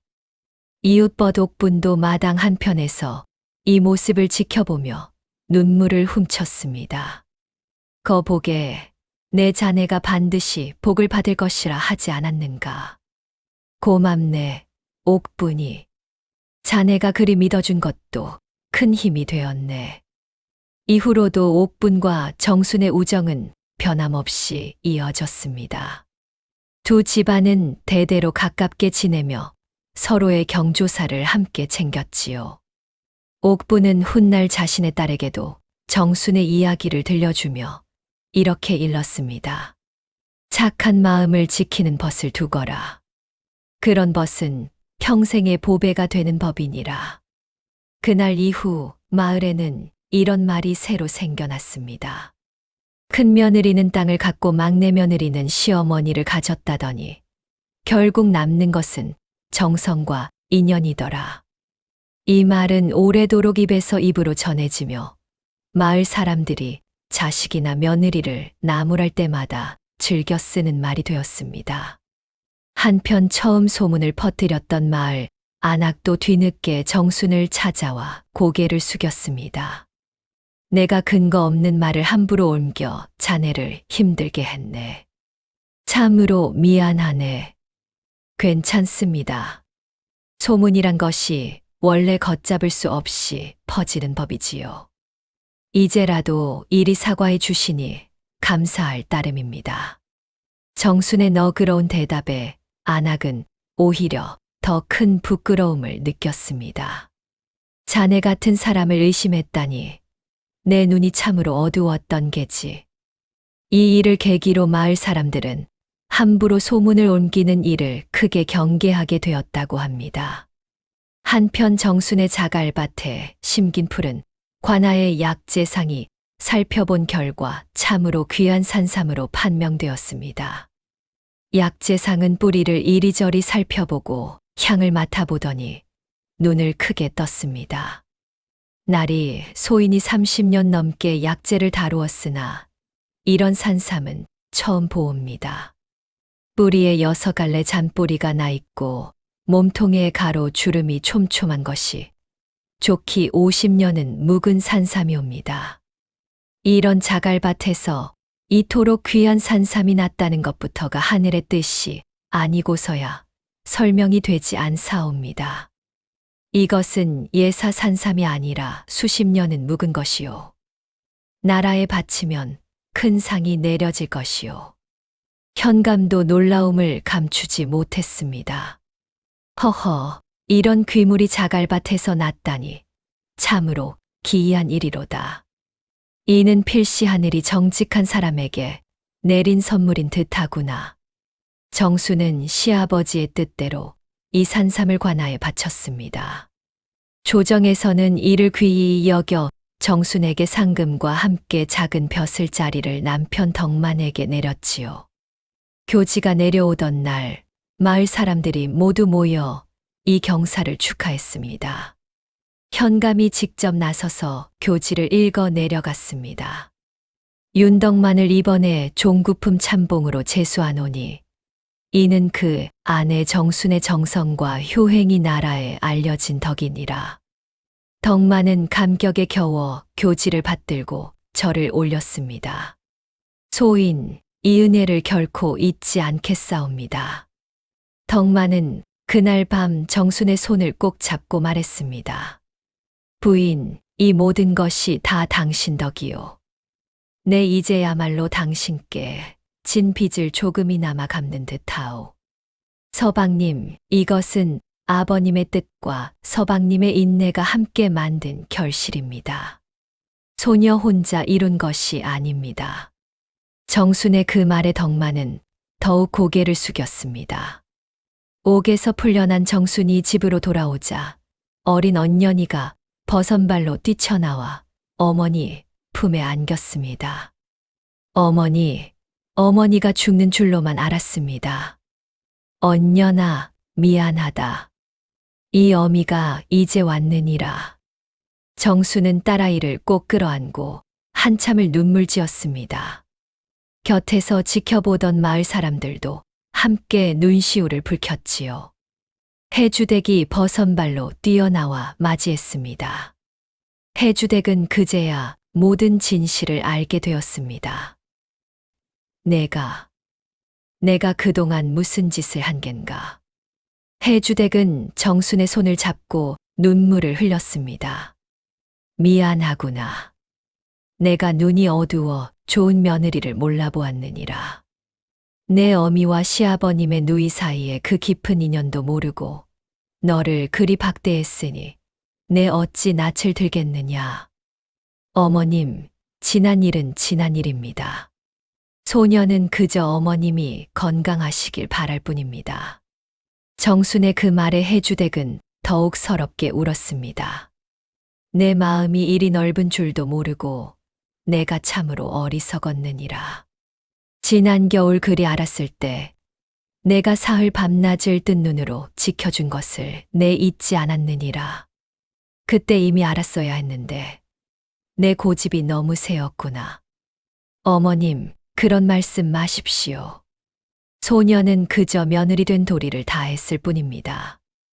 내 마음이 이리 넓은 줄도 모르고 내가 참으로 어리석었느니라. 남편 덕만도 뒤늦게 정순 앞에 무릎을 꿇었습니다. 부인, 그동안 아무 힘이 되어주지 못해 미안하오. 이제부터는 내가 부인 곁을 지키겠소. 서방님, 이제라도 그리 말씀해 주시니 고맙습니다. 큰며느리 명심과 서구는 문서 위조죄로 재산을 몰수당하고 마을에서 쫓겨났습니다. 넉넉했던 논열 맞이기는 결국 다시 나라에 귀속되었지요. 모든 소동이 가라앉은 후 정수는 시아버지의 묘소를 찾았습니다. 봉분 앞에 정갈한 술 한 잔을 올리고 오래도록 절을 올렸지요. 아버님, 소녀 이제야 아버님의 뜻을 다 헤아렸습니다. 그 험한 자갈밭도 모진 시집살이도 다 소녀를 시험하신 것이었군요. 아버님 덕분에 소녀와 이 집안이 무사히 위기를 넘길 수 있었습니다. 산바람이 스치듯 불어와 정순의 머리카락을 흔들었습니다. 정수는 그 바람이 마치 시아버지의 대답인 양 느껴져 조용히 미소 지었습니다. 이제 소녀가 아버님 뜻을 이어 이 집안을 정성으로 지켜가겠습니다. 두 사람이 마지막으로 마을을 떠나던 날, 사람들이 길가에 모여 수군거렸습니다. 세상에 절이 될 줄 누가 알았겠나. 착한 며느리를 그리 모질게 대하더니 결국 그 죗값을 치르는구먼. 명심은 고개를 들지 못한 채 정순의 집 앞을 지나쳐야 했습니다. 그 순간 명심의 발걸음이 잠시 멈추었지요. 지난 세월이 주마등처럼 스쳐 지나갔습니다. 처음 시집 올 때의 기대와 자부심, 정순을 은근히 무시하던 나날들, 그리고 지금 이 초라한 처지까지. 내가 어쩌다 이 지경이 되었는가. 조금만 욕심을 버렸더라면. 명심은 속으로 되뇌었지만 이미 되돌리기엔 늦은 후회였습니다. 동서, 미안하네. 명심이 작은 목소리로 말했습니다. 정수는 그저 고개를 끄덕여 보였습니다. 형님, 부디 어디서든 몸 건강히 지내십시오. 원망도 저주도 아닌 그 담담한 말에 명심은 눈시울을 붉히며 발길을 돌렸습니다. 두 사람은 이웃 고을 친정으로 쫓기듯 떠나며 두 번 다시 마을에 발을 들이지 못했습니다. 샵 7장 마무리. 세월이 흘러 정순과 덕만은 그 자갈밭을 기름진 문전옥답으로 일구어냈습니다. 관아에서 받은 상금으로 이웃한 밭까지 사들여 살림은 눈에 띄게 넉넉해졌지요. 사람들은 이제 이 밭을 두고 이렇게 말했습니다. 돌밭도 정성 앞에는 무릎을 꿇는다더니 참으로 그 말이 맞구나. 저 집 며느리 정성은 마을에서 두고두고 이야깃거리가 되겠구먼. 딸 언년이는 무럭무럭 자라 어느덧 10살이 되었습니다. 언년이는 어머니를 닮아 마음씨가 곱고 부지런하여 마을 사람들의 귀염을 받았지요. 정수는 틈이 날 때마다 언년이를 자갈밭으로 데려가 함께 김을 매며 이렇게 일러주었습니다. 언년아, 이 밭이 어찌 이리 기름져졌는지 아느냐. 어머니가 정성으로 돌보셔서 그런 것 아닙니까? 그래, 세상일이란 것이 당장은 억울하고 손해보는 듯해도 정성을 다하면 언젠가 반드시 그 값을 하는 법이니라. 너도 살아가며 이 말을 잊지 말거라. 언년이는 그 말을 마음 깊이 새겨들었습니다. 해주댁은 남은 여생 동안 정순의 극진한 봉양을 받으며 살았습니다. 무릎병은 좀처럼 낫지 않았지만 정순이 매일 다리를 주무르고 약을 다려 올리니 큰 고통 없이 지낼 수 있었지요. 해주댁은 종종 정순의 손을 잡고 지난 날을 뉘우쳤습니다. 내 살아온 세월 중 가장 후회되는 일이 너를 그리 박대했던 그 시절이니라. 어머님, 이미 다 지난 일이 아닙니까? 소녀는 지금이 좋습니다. 해주댁은 세상을 뜨는 날까지 며느리의 손을 놓지 않았고 마지막 숨을 거두며 이렇게 말했습니다. 정순아, 고맙다. 참으로 고맙다. 다음 생에는 내가 내 며느리로 태어나 이 은혜를 갚고 싶구나. 정수는 그 말에 눈물을 쏟으며 시어머니의 손을 꼭 잡았습니다. 한편 마을에서 쫓겨난 명심과 서구는 친정으로 돌아갔으나 노름빛과 문서 위조죄가 널리 알려진 터라 어느 곳에서도 반겨주지 않았습니다. 몇 해 뒤 지나가던 장사꾼을 통해 두 사람이 남의 집 소작을 붙이며 근근히 살아간다는 소식이 전해졌지요. 이 소식을 들은 정수는 잠시 씁쓸한 마음이 들었지만 이내 고개를 저으며 말했습니다. 모든 것이 스스로 지은 대로 돌아가는 법이겠지요. 정수는 노리개 반쪽을 평생 몸에 지니며 어머니와 시아버지의 누이 사이에 얽힌 인연을 마음 깊이 새겼습니다.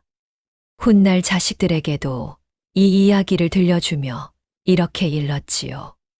사람이 억울한 일을 당해도 정성을 다하고 있으면 언젠가 그 정성이 스스로 말을 하는 법이니라. 큰 며느리는 논을 갖고자 했으나 결국 아무것도 남기지 못했고, 막내 며느리는 시어머니 하나를 떠안았을 뿐이나 그 안에서 정성과 인연을 길러냈습니다. 정수는 노년에 이르러 자갈밭이었던 그 문전옥답에 앉아 지나온 세월을 돌아보곤 했습니다. 돌투성이었던 밭이 이제는 사계절 내내 푸른 곡식으로 뒤덮여 있었지요. 참으로 긴 세월이었구나. 그 겨울 옥사의 추위가 아직도 생생한데 어느새 일이 많은 날이 흘렀는가. 정수는 종종 자갈밭 한 귀퉁이에 세워둔 작은 돌무더기를 바라보았습니다. 처음 밭을 일구며 캐는 돌들을 쌓아 올린 것이었지요. 그 돌무더기는 이제 마을의 작은 이정표가 되어 지나는 이들이 그 앞에서 잠시 걸음을 멈추고 이야기를 나누곤 했습니다. 이 돌무더기가 바로 그 유명한 이야기의 흔적이라지. 그러게 말일세. 정성이란 것이 참으로 무서운 것이구먼. 훗날 언년이가 시집갈 나이가 되었을 때 정수는 딸에게 손수 지은 옷 한 벌과 함께 낡은 놀이개 반쪽을 물려주었습니다. 언년아, 시집을 가면 어떤 어려움을 만나더라도 정직함과 정성을 잃지 말 거라. 사람의 마음이란 것이 당장은 몰라주어도 시간이 지나면 반드시 드러나는 법이니라. 이것은 내 외할머니와 할아버님으로부터 이어져 내려온 것이니라. 귀히 여기고 늘 정직하게 살 거라. 언년이는 그 놀이개를 받아들고 눈물을 글썽였습니다. 어머니의 삶을 곁에서 지켜보며 자란 터라 그 말의 무게를 누구보다 잘 헤아리고 있었지요. 어머니, 명심하겠습니다. 이 이야기는 그 후로도 오래도록 마을에서 전해졌습니다. 세월이 흘러 그 자갈밭이 있던 자리에 큰 정자나무가 자랐는데 마을 노인들은 지나가는 젊은이들에게 종종 이런 이야기를 들려주었다고 합니다. 돌밭도 정성을 다하면 옥토가 되는 법이거늘 하물며 사람의 마음이야 더 말해 무엇하겠는가. 큰 며느리는 땅을 얻고자 하다 결국 아무것도 남기지 못했고, 막내 며느리는 시어머니 한 분을 떠안았을 뿐이나 그 안에서 대를 이을 인연을 길러냈으니 이보다 더한 교훈이 어디 있겠는가. 정순의 손자대에 이르러서도 이 이야기는 집안의 가르침으로 전해졌습니다. 아이들이 밭일을 힘들어할 때마다 어른들은 이렇게 타이르곤 했지요. 너희 증조할머니께서 이 돌밭을 어찌 일구셨는지 아느냐. 정성이란 것은 결코 사람을 배신하지 않는 법이니라. 손자 중 하나가 어느 날 이렇게 물었습니다.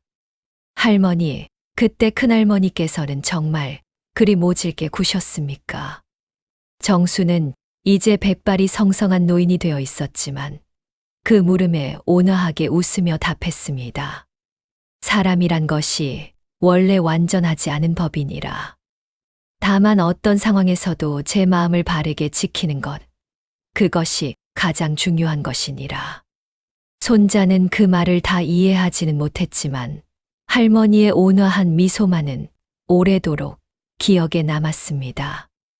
땅은 빌려 쓰다 돌려주는 것이나 사람의 정은 남아 대를 잇는 법입니다. 다음 영상을 빠르게 만나보시려면 좋아요와 구독을 눌러주세요.